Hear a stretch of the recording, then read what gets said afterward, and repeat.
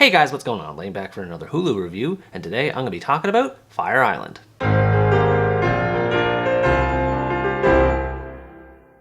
Fire Island is an American romantic comedy drama inspired by Jane Austen's Pride and Prejudice, and centers around a man named Noah and his group of friends. They all prepare to go on their annual trip to the famous gay escape destination of Fire Island, and it doesn't take long for them to start living it up once they reach their destination. However, it also doesn't take long for issues to start popping up once they arrive. Pretty much everyone in the group becomes entangled in some sort of passionate romantic encounter ranging from casual to serious in nature, all of which lead to Noah reevaluating his attitudes toward love and life. I don't identify as a member of the LGBT community myself, so I'm not exactly this movie's target demographic, but I was surprised with how much I enjoyed it. It tells a meaningful story about a man figuring out his identity and definition of masculinity, while doing so in a fun setting. Noah is a character who I think most people can relate to, even for those who are straight. His insecurities relating to wealth and his constant need for self-validation make him a sympathetic character, though he also has an important character flaw to realize in how he compares his identity to others. His views on sexuality, relationships, and even everyday topics are challenged throughout the movie, both by his friends and the other men he meets while on the island. He comes to a gradual understanding that he has to stop forcing others to live their lives how he wants them to, while needing to pay attention to the things that he's lacking in his own. The most important element in this regard is his friendship with Howie, which I consider to be the best part about the movie. There's clear differences between the two, in that Noah is into casual relationships while Howie wants a serious one, but there's also similarities in that they both deal with insecurities, with Howie's being the fact that he's never had a boyfriend at all, and this eats away at him. In this sense, one can see that Noah means well and he wants to be there for his friend by setting him up with a potentially steamy romance,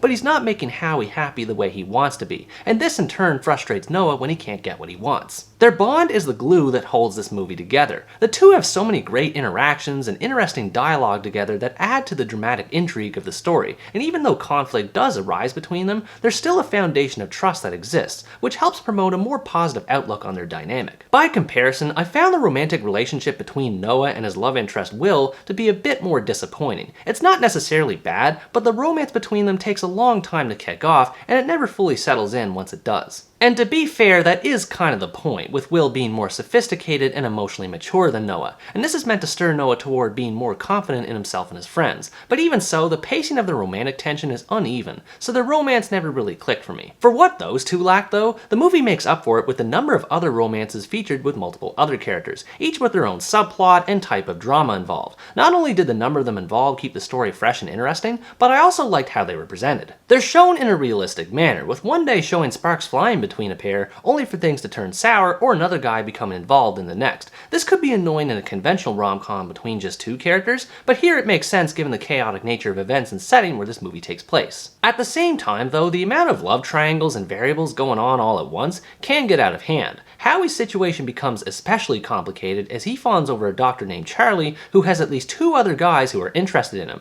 It never felt consistent as to what guy he was supposed to be into at any given moment, so it made the story hard to follow along at times. But I can't deny that pretty much all of the characters are entertaining and memorable. Luke and Keegan are overly flamboyant, Max is sort of middle of the road, Charlie is naive, and of course there's Noah and Howie. All of them contribute to the story in their own unique way, and they have great chemistry on screen together. As a brief aside, Margaret Cho's performance as the mother figure Erin was a big standout for me. She provides important moral lessons to the other characters in a believable manner, while still being able to showcase her trademark humor. Compared to how disappointing her role was in last year's Good on Paper, she just feels like she's a lot more in her element this time around. What's intriguing about the characters isn't just how their personalities differ, but also with how their views on sexuality vary. Some have high libido, others are grossed out by sex, while others don't really care about it either way. The diversity of the cast extends into the characters, which made the story a lot more compelling than just being about gay people obsessed with sex. This also extends into the theme of classism that's in the story, which is no doubt inspired from it being an adaptation of a Jane Austen novel. The disparities range from high-paying jobs to outdated iPhone models,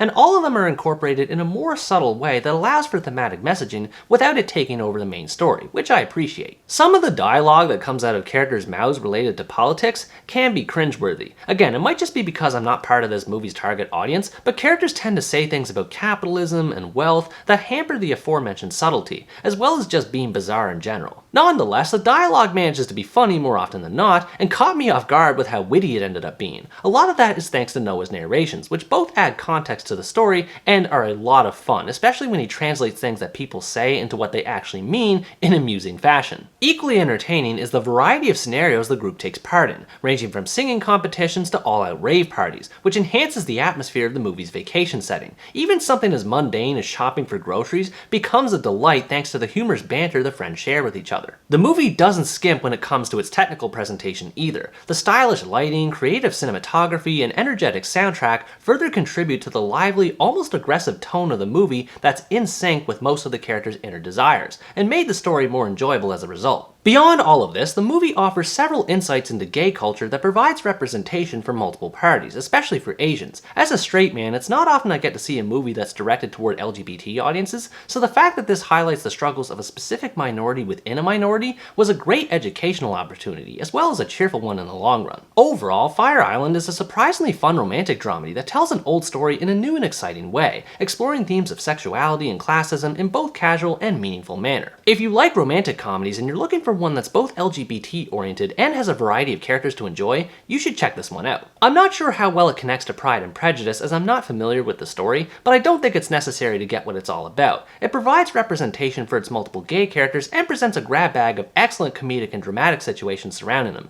making this a great movie to watch for Pride Month. What did you think about this movie? Did you appreciate the variety of characters featured in it, or did you think some of the romances could have been handled better? Let me know in the comments below. Anyways guys, that's going to wrap up my review of Fire Island. Thanks for watching this video, I hope you enjoyed it, and as always stay tuned for the next part where next time I review the Australian-American action drama Interceptor.